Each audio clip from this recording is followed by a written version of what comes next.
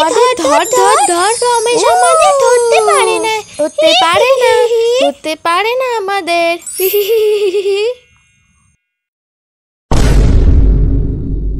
রমেশ যে, আসো আসো, বসো এইখানে। তা কি মনে করে? তুমি তো আমাদের বাড়িতে আসোই না। হারান, আর কি বলবো, অনেক কাজের চাপ রে, তাই আসা হয় না। তা বস এখানে, আমি তোর বৌদিকে চা করে নিয়ে আসতে বলি। হারান, আমি একটা দরকারি কথা বলতে এসেছি। তোর মেয়েকে কি তুই বিয়ে দিবি? তোর মেয়ের বয়স কত এখন? মেয়ের বয়স বেশি না, এবার 9 বছর। ও, তাহলে তো ভালোই বড় হয়েছে। তো কি বলিস, বিয়ে কি দিবি? ভালো ছেলে, সরকারি চাকরিও করে, ওদের টাকার কোনো অভাব নেই। মেয়ের সাথে সাথে তোরও সংসার চলে যাবে। ও তাই নাকি?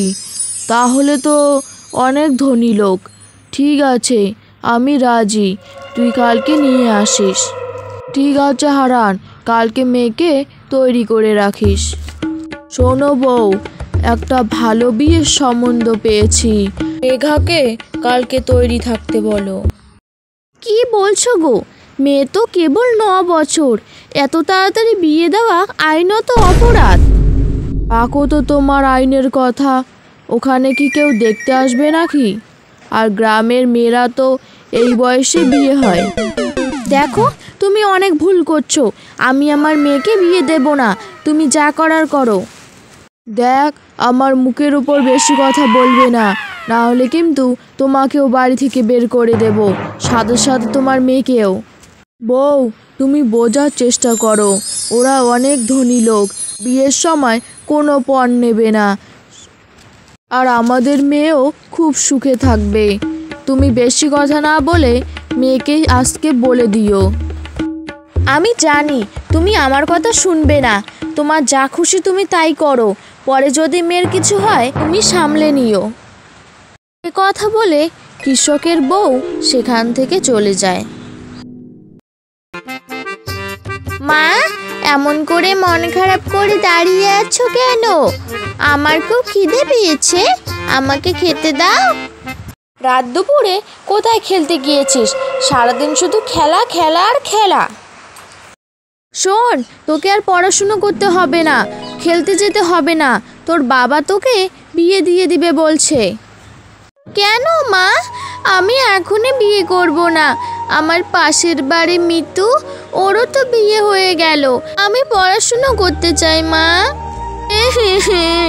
আমি বিয়ে করব না, আমি পড়াশুনো করব, আমি খেলা খেলবো। মা, আমি তোর বাবাকে অনেকবার বুঝিয়েছি, কিন্তু তোর বাবা আমার কথা একদম শোনেনি। তুই কাঁদিস না, এখন আমাদের হাতে কিচ্ছু নেই, তুই শুধু ভগবানকে ডাক, ভগবানই কিছু করতে পারে। এই যে রমেশ, এ আমার মেয়ে মেঘা। বউ, মেঘাকে নিয়ে যাও, আমি এদের সঙ্গে বিয়ের আলোচনাটা সেরে ফেলি। মেয়েটার জীবন শেষ করেই ছাড়বে দেখছি। বলো বাপ, আমার মেয়েকে তোমার পছন্দ হলো কি না? হারান্দা, আমার বন্ধুর তোমার মেয়েকে খুব পছন্দ হয়েছে।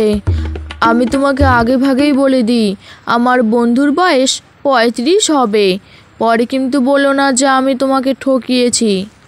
তুমি এখন রাজি থাকলে বলো। আমি রাজি আছি। তাহলে ফাল্গুন মাসের 1 তারিখেই বিয়েটা হোক। শ্বশুর মশাই, বিয়ের খরচা আপনাকে করতে হবে না, আমি সব টাকা আপনাকে দিয়ে দেব। আচ্ছা বাবা, আচ্ছা। তারপর মহেশ ও হিমেশ হারানের বাড়ি থেকে চলে যায়। মেঘা দিদি, আমরা তো 5-এ উঠবো এখন, তুমি কালকে আসবে না? কালকে তো নতুন বই দেবে। না রে হাবু, আমার আর স্কুল পড়া হবে না। বাবা আমার জন্য সম্বন্ধ নিয়ে এসেছে, কয়দিন পরে আমার বিয়ে হয়ে যাবে। দিদি, তোমার তো 9 বছর হলো, কাকু এত তাড়াতাড়ি বিয়ে দিয়ে দেবে? কাকু জানে না বাল্যবিবাহ আইনত অপরাধ? হ্যাঁ জানি, কিন্তু বাবাকে কে বোঝাবে বল? বাবা তো পড়াশুনো শেখেনি, কিচ্ছু বোঝে না। আমি বললে আমাকে ধরে মারবে। বাদ দে, চল বাড়িতে। দেখতে দেখতে বিয়ের দিন চলে আসে। হায় ভগবান, কিছু তো একটা করো, একটু পরে আমার মেয়েটার বিয়ে হয়ে যাচ্ছে। এখানে হাবু পুলিশ নিয়ে হাজির হয়। এই যে নামো এখান থেকে। তুমি এই 9 বছরের মেয়েটাকে বিয়ে করছো? তোমার কি কোনো কাণ্ডজ্ঞান নেই? তুমি জানো না বাল্যবিবাহ আইনত অপরাধ? পুলিশ মশাই, এখানে আমার কোনো দোষ নেই। কনের বাবাই তো রাজি হয়েছে বিয়েতে। পুলিশ বাবু, আপনি এসেছেন, অনেক ভালো করেছেন। এই শয়তানদের নিয়ে যান, না হলে একটু হলেই আমার মেয়েটা সর্বনাশ হয়ে যেত। দিদি, আপনি চিন্তাও করবেন না, আমি এই শয়তানদের উচিত শিক্ষা দেব। তারপর পুলিশ হারান ও হিমেশকে গ্রেপ্তার করে থানায় নিয়ে যায়।